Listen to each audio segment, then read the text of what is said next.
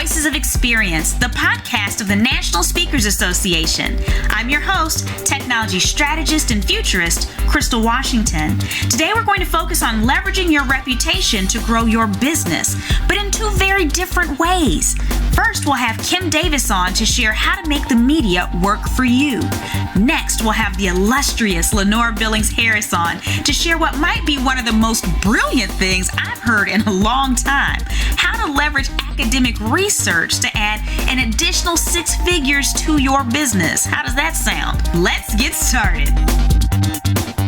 So for this episode of Voices of Experience, we have Kim Davis, who is an on-air personality for major news stations for more than 25 years and a news manager for TV and in print for more than 10 years. Welcome, Kim Davis. Thank you. It's good to be here. And just for the record, I started when I was 7. Oh, okay. Wow. You started really early. That's just for me to do the math. I hear you. I totally get it. We have some people who started speaking when they were in the womb, so I totally understand your math. But we have a really great topic because we're talking about PR pitches for television and print in this segment, which is something that so many speakers are interested in, but only a small amount of us actually leverage. So do speakers who want to pitch themselves need a media kit is my first question, because a lot of people have that. Do they need some type of kit to send out? I don't know if you need a whole kit, but you do need something that quickly and succinctly says who you are, what you do, and why somebody should listen to you. So It doesn't have to be a kit, but it needs to be something that whoever you're pitching to can then go look at or read, but it needs to be short. Like in speaking, there should be some brevity with whatever you're sending people. Okay.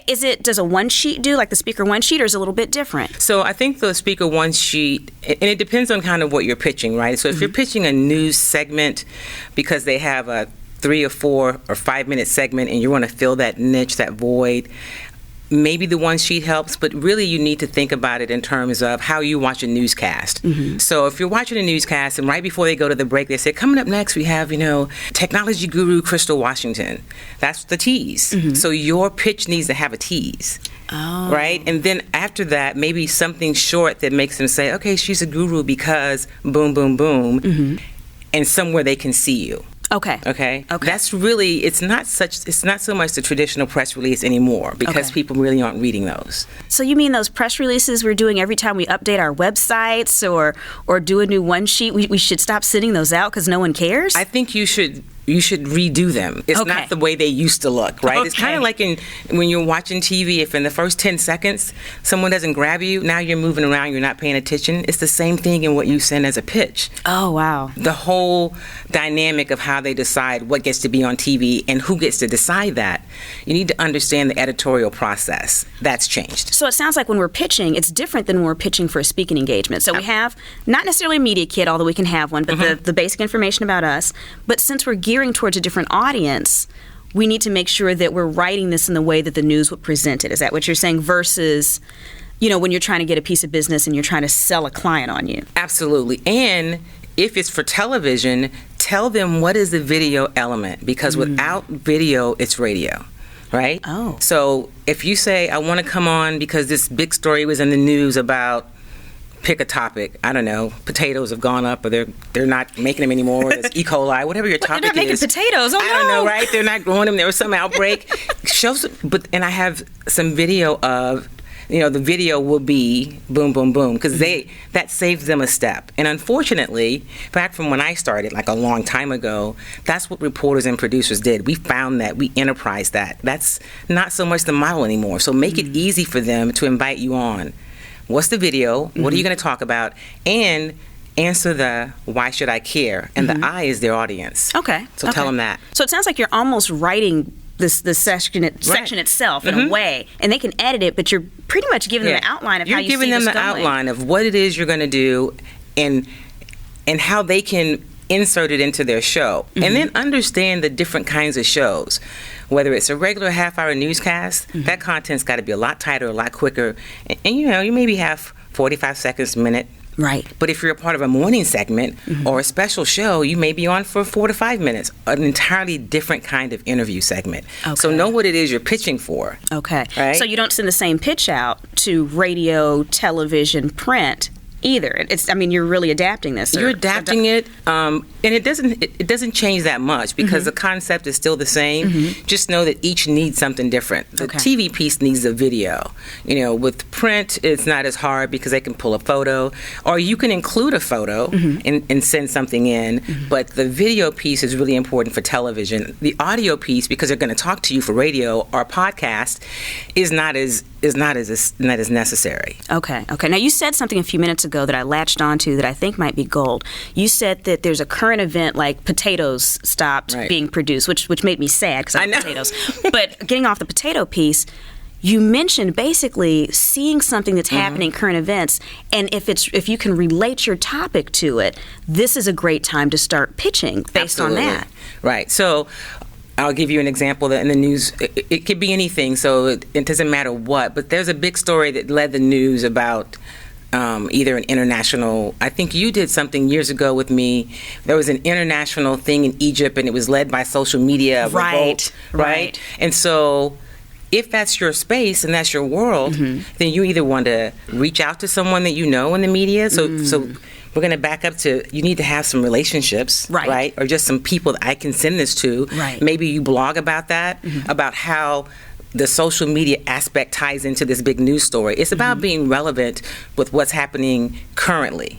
That's another way to be able to this is my expert, right? And if you've established yourself as an expert in this area and you've built these relationships, people are going to call you. Okay. Or when you call and say, hey, I have this blog up, or send it out about XYZ that just happened. It was all over the news.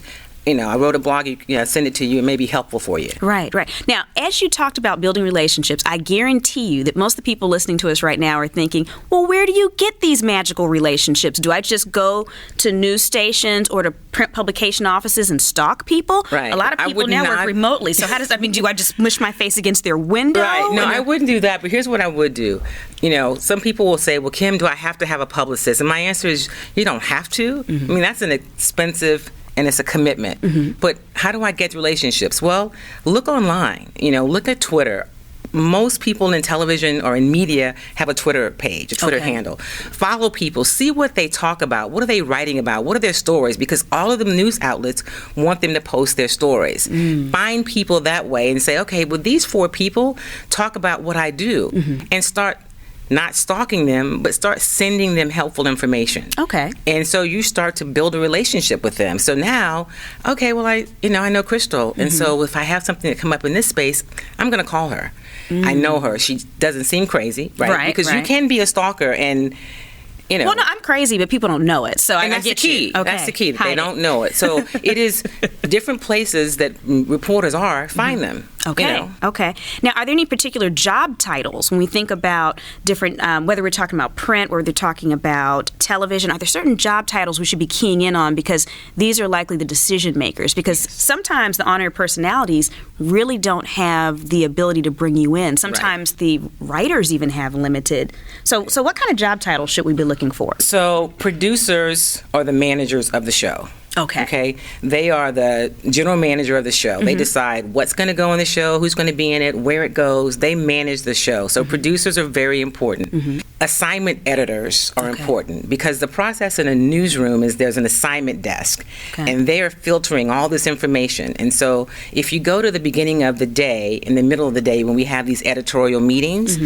this is where the stories, the newscasts are really decided. So reporters are supposed to bring in an idea. The assignment editors really have most of the information. And producers decide, I want Rocky for the 5. I want Crystal for the 6.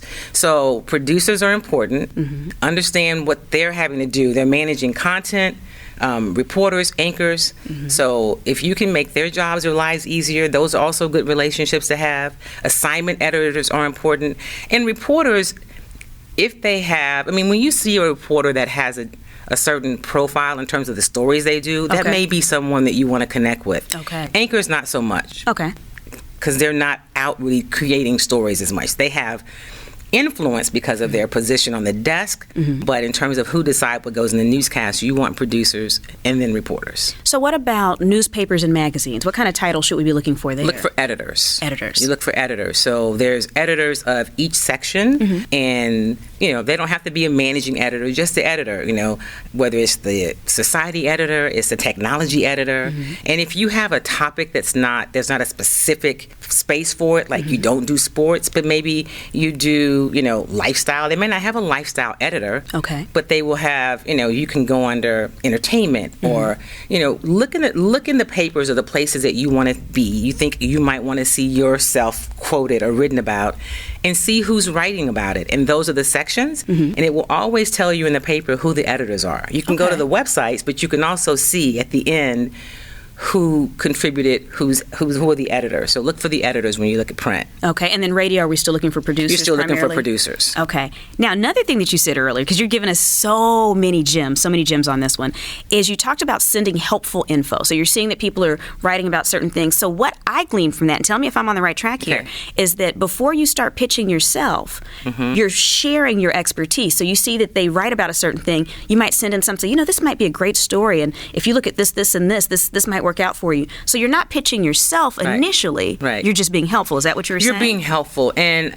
one of the examples is I used to do a show on an NBC station in Houston, and I would periodically get stuff from people that would say, hey, this week the financial crisis happened, and we have I have this person, that person who can talk about it, or this person was one of the architects of the healthcare reform, and they're in Houston. If you'd like to have them on your show, let me know. They could probably answer some questions for you. Wow. So I did two things. I definitely use them for my show, but now I'm going to come back to you and say, hey, I'm in a crunch. What do you have? Right? But so because they were sending me, they didn't just say, put my people on, but they gave me some real tangible info that I could either use then or also use their people.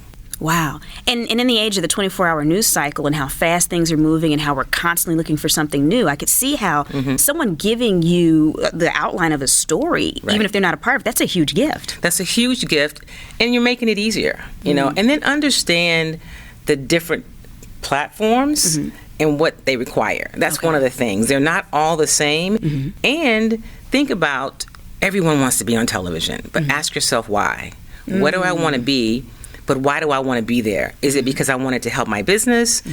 What is the reason? And then that may not be the best platform for you. Right. One of the biggest and becoming one of the most influential platforms is podcasting. Oh. There are podcasters who you see them on network news shows because it's Kim Davis Talk or whatever, national news shows.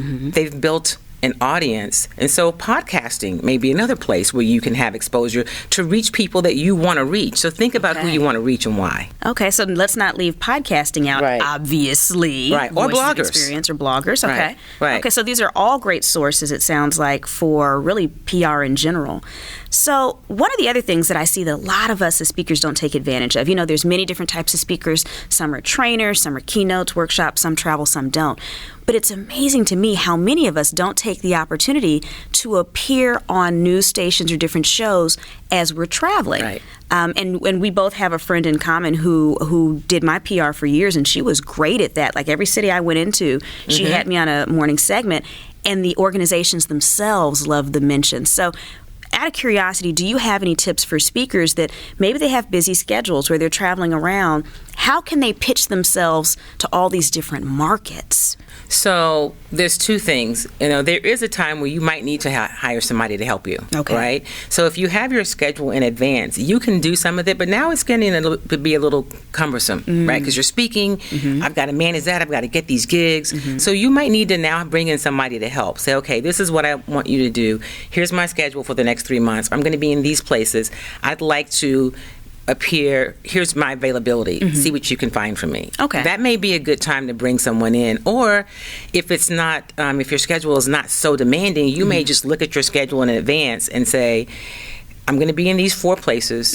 Who can I reach out to? Okay. It takes a little more work, but it can be done. Right, and then you're just researching who those producers are. The same things you would do in your own market, Okay. do it in those markets, because that same information is there locally, nationally, and even internationally. Okay, and I would imagine in this case you can easily Google the different stations that are local. You can go on LinkedIn and see who has what job titles if it doesn't mention them by name. And the stations will have now on their website, they're going to have where you pitch to, and they may just list producers. That's who you look for if you go to the website. Okay. But and then go to their Twitter page and see what they're talking about, and then you can see, okay, this is somebody that I can probably connect with, might be open and interested in what I do. And I want to say something about bloggers. A real quick story I'd like to share with people is Lady Gaga, when she started, she couldn't get radio stations to play her music. Okay. So she developed relationships with bloggers who started to write about her. And then radio stations came to her to play her music. Wow. So she, before it became so revolutionary to use blogs and podcasts, that's really how she got started getting her music played. Okay. So that goes back to leveraging these different platforms and see what makes the most sense for you. I love it. You have given us so much information. Awesome. And truly, truly appreciate you, Kim. Thank you for joining us. Thanks for having me. Yeah. It's time to change gears from leveraging one's reputation in the media to higher education.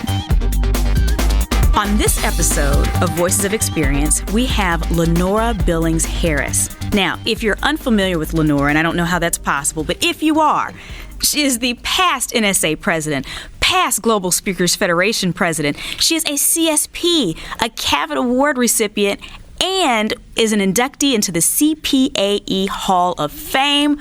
Welcome to VOE, Lenora. Thank you so much. You make me feel so special. I feel special sitting here with you, so thank you so much. Now, as someone who has had a career that spanned, I think you said over 30 years? Correct. So, you started when you're in Pampers. You know a thing or two about 6-figure ideas. And today you're going to share with us how to build 6-figure credibility. One of the things that I realized many years ago in my area of focus, which is diversity, inclusion, bias, and now belonging, is that there are an awful lot of people that are speaking on the same topic, writing on the same topic, etc. Right. And so my 6-figure idea was to partner with business school professors, university business school professors, who were interested in the topic of diversity, and they have to publish or perish. So there were 3 of us that conducted a research project, and every time we write about our results, all 3 of our names appear. Okay. So I got the research. I then could repurpose it into business language, like corporate language. Instead of academia, how they write, and it's on a certain level using certain jargon, you've basically turned it into business jargon so that your clients can understand. Exactly. Okay. And then repurposed it in many different ways. So we've written many different articles taking different angles. Now, just doing that is not going to make 6 figures for you. What you then need to pay attention to is I get a notification every time our research is cited by other academics. And so I know where it is in the world. We've won an international award from our research. Wait, there's more awards that I haven't mentioned? Oh, no. Forgot about that one. And then it's a matter of really taking advantage of where my work is being cited, where it's showing up, in what countries, and then I follow up in lots of different ways. So I may follow up with the person who cited my work and thank them for it. That leads to a conversation, which may lead to a booking, et cetera, et cetera. And in the U.S., when people are just Googling my area of focus in general, those sightings often come up in the Google search. It just depends on how other people have put it in there. But I can track much of my work because of having done that. And when I ask my clients why they selected me versus someone else, it always comes back, in addition to the fact that I'm non-judgmental in the work that I do because people are kind of scared of my topic. Okay. The other thing that they frequently say is, the research that you did in the topic. You really know what you're talking about. You didn't read somebody else's book. Right. And then give us a book report. So this is brilliant. So is it through the avenue that you publish? Is it a system that's notifying you when you're cited? Or how do you get these notations? Yes. Or these notifications? And at the moment, I can't recall exactly what it's called. It's like Academic Gate or something like that. Okay. But I didn't have to do anything to make that happen. It's the professors, the folks in the academic world know that. Okay. And so when the paper is put up digitally and when it's in many different journals at this point, academic journals, then it automatically goes into this database because whoever originated the research needs to be notified. Okay. And so my name keeps coming up, and I might not have necessarily done anything. It could be one of my other partners that reframed a point of view in our work. Right. But because all three of us did the original research together, all of our names are on it. You're all tied together, and that sounds like an amazing win-win because they're winning when you're getting business engagements because that's bringing their name with you. Exactly. And vice versa. So I want to make sure I'm understanding. If you see that this work is cited somewhere in Bangkok, Bangkok University, you're going to follow up with them, and if they have an event where they bring in speakers, you're already credible in their minds. They've already, this is brilliant. Exactly. This is brilliant. Well, Lenora, thank you for visiting with Voices of Experience and for sharing your six-figure idea. Thank you for inviting me. Thank you for tuning in to Voices of Experience, the podcast of the National Speakers Association. Catch us on your favorite podcast app, YouTube, and NSA's social media profiles. Idea Alert. Create a VOE study group with a few of your speaker buddies. Every week, VOE provides you with actionable tactics. Hold a weekly call to encourage each other to implement all of this great content. Now, tune in next week for our episode called Your Techie Competitive Edge, Zoom and Alexa.